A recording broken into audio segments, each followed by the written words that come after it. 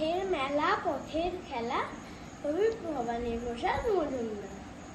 পথের মাঝে রথের মেলা, রথের মাঝে ঠাকুর, মুখে খুশির বাজনা বাজে, তাকুর আকুর নাকুর।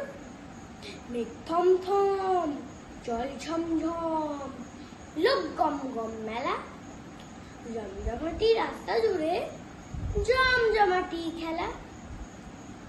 ভীষণ ভিড়ে হারিয়ে যাবি, ধর চেপে সব হাত, টানবো জোরে রথের দড়ি, জয় জগন্নাথ।